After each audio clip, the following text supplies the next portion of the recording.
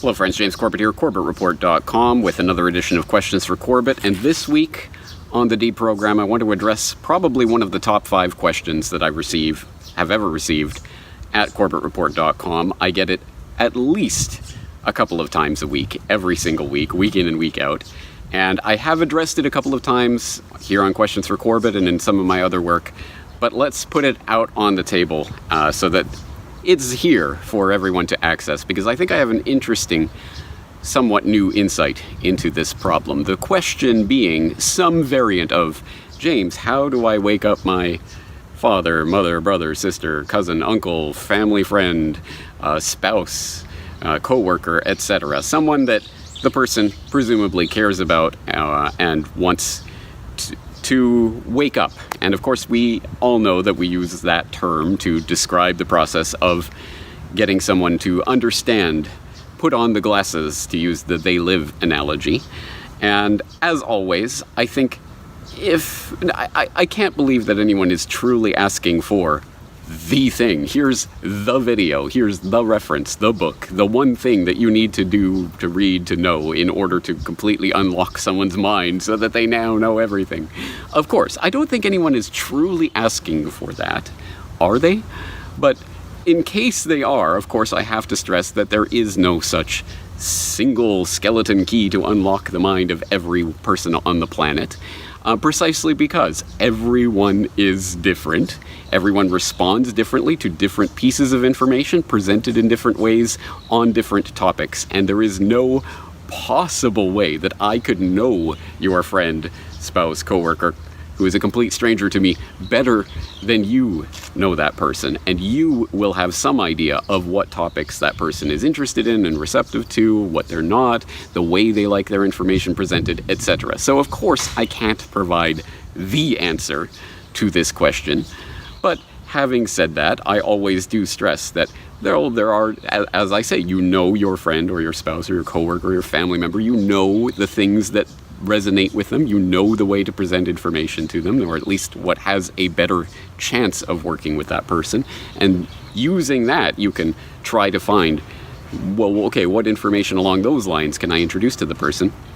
But I always want to stress that people can get caught up in thinking that it is incumbent on them, almost in some sort of messianic way, to wake this person up. It is now my duty to wake this person up to the truth.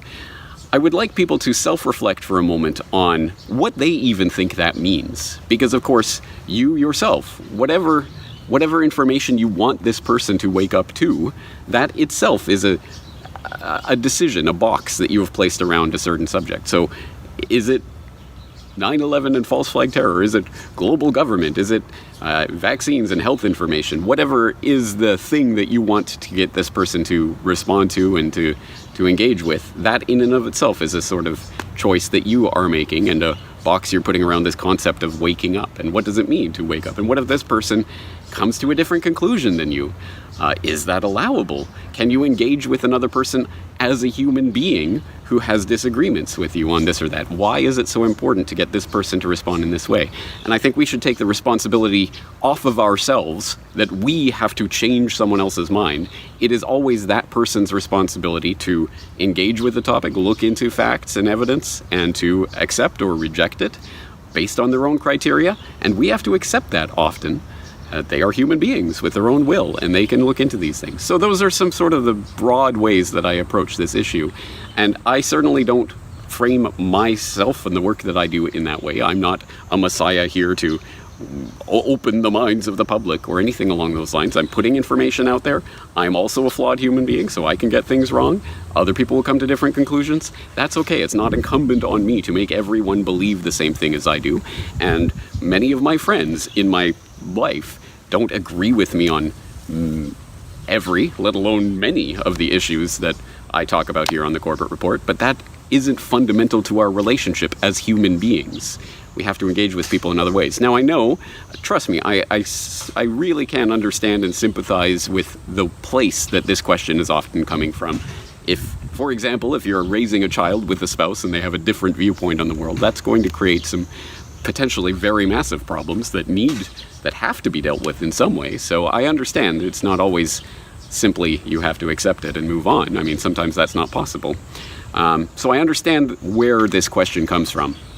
But as I say, I think I've had a new insight or a new perspective on this question that comes from that analogy that we use of waking up. You want to wake someone up to this or that truth. Well, I was reading an article, semi-non-related, on Chinese suppression of academics in China, where there was a quote that jumped out at me because it seems so apt to this situation. The quote was, "You can't wake someone up who is pretending to be asleep." And I thought that was so perfect for describing not every, but a lot of the situations that we find ourselves in, where you are trying to present information on a certain topic to someone. It's not that they can't see what you are presenting. It's not that they can't understand, or they only need that one piece of information and then everything will fall into place and they'll magically believe everything you believe. No, often it's, of course they know what you're saying, but they don't want to know what you're saying.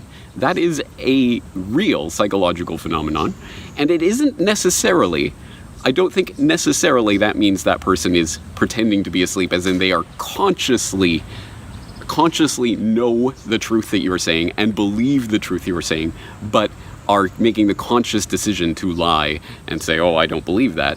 Not necessarily. Doublethink is a real phenomenon, and I think it affects probably all of us to some extent or other.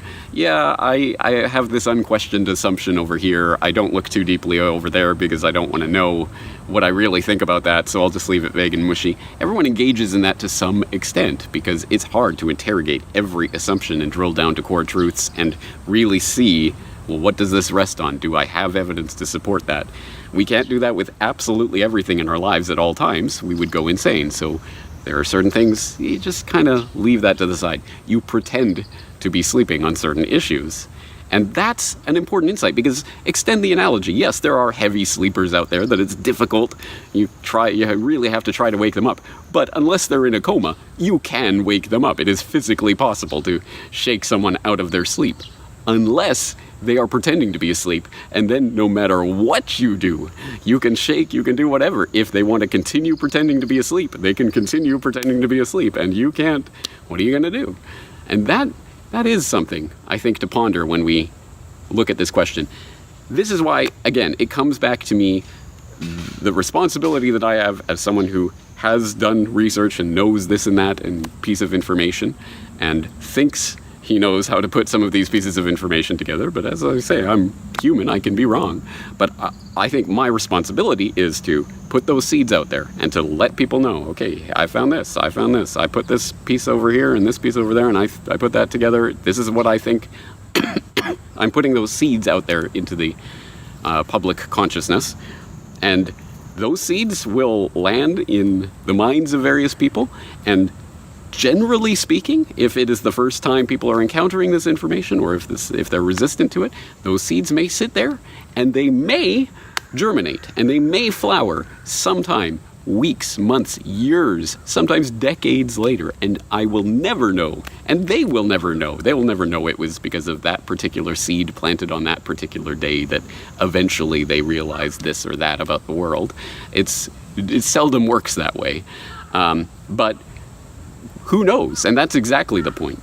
Yes, put the seeds out there and don't be shy about it and don't hold back, but also don't expect some magical transformation, because that is not going to lead to happiness and fulfillment in your life. It is not some messianic crusade that people are on. So I want to say I do understand and I sympathize from the place that this is coming from. Often people with loved ones who are very close to them, who they are having difficulties in their relationship with because of fundamental worldview differences. I think everyone can relate to that to some extent. But obviously there's no magic key, and you can't wake someone who is pretending to be asleep. Anyway, these are my thoughts on the issue, and now when I get this question inevitably several times a week, I will have one handy video to send to people with my thoughts on it, and if you found these thoughts useful, I hope you'll do the same.